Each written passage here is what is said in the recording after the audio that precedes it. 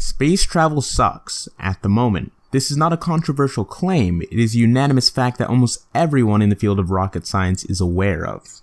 Yes, it is getting better, but it is hilariously inefficient in its current state.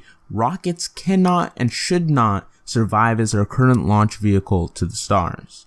With companies such as SpaceX, piloted by Elon Musk, and up-and-coming startups like Deep Blue and Subspace One pouring millions of dollars into the space industry, it would lead you to believe that the modern world is on the verge of a second space age.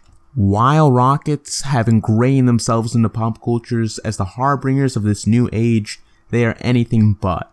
Rockets are holding it back and at their very base are a relic of a past time period.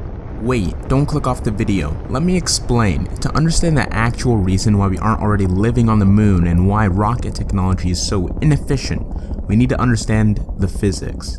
Don't worry, it's just literal rocket science. In order for a rocket to fly, it must overcome a massive well of energy.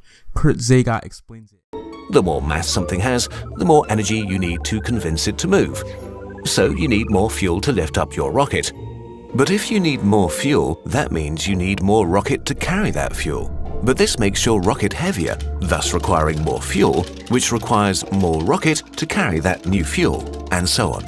At the end of this madness, you need closer to 100 times the weight of your payload to launch. Because of this constant juggling game of keepy-uppy, rocket scientists are forced to play with loads and masses. Rockets are grossly inefficient. Let's get dirty with some math. According to The Verge, NASA's newest rocket, currently in R&D, called the SLS, will cost a ridiculous $500 million per launch. After doing some digging, the spacecraft will carry about 70 metric tons of cargo, making the cost per pound $3,239 per pound of anything going into space. So keeping in mind this is cutting edge technology that won't come out for 4 to 5 years, this will cost $500,000 to bring a 150-pound male into space. This is not realistic for our space civilization and colonies we were promised. So in comes SpaceX's reusable rocket, which completely disrupts the rocket scene with its vertically integrated supply line.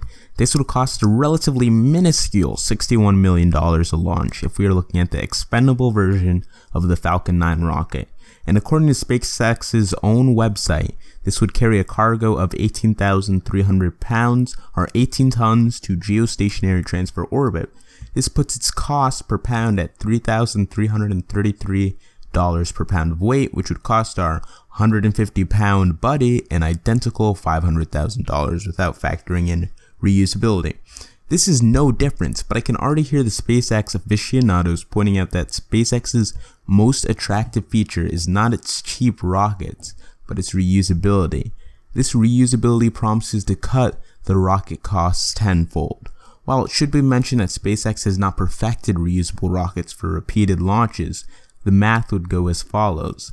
At a $36 million refurbishing fee for each rocket and a carrying capacity of 12,100 pounds to geostationary transfer orbit, this would mean a ridiculously low cost per pound of $2,975 or $446,250 to afford a trip to space for our 150-pound man.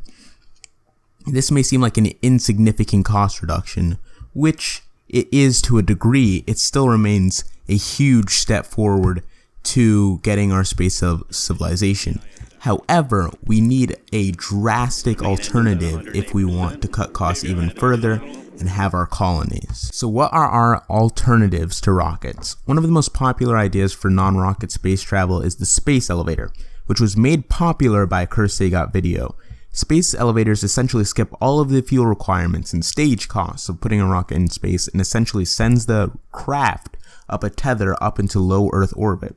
While it sounds amazing, the materials to make it possible were only just discovered and will cost an obscene amount of money to bring to fruition.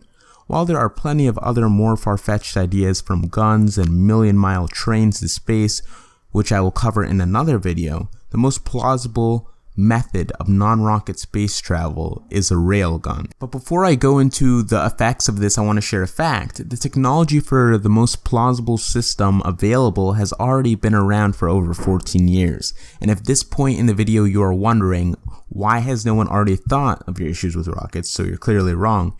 Well, someone has already been here. Almost 15 years ago, in a 2003 article by Ian McNabb, outlines the specifics for how a railgun could launch payloads to space. The effects of this system would be immediate and insane. For as low as $600 a kilogram or $272 a pound, this program could launch an 150-pound male to space for the price of $40,800, which is below the average GDP per capita in the United States, making everyone able to afford this. Commercial launches are actually economically feasible with this kind of technology and represents the true future of space travel. In the next video, I will share the specific parameters for how a railgun-based space launch system would work and why it has not already been done.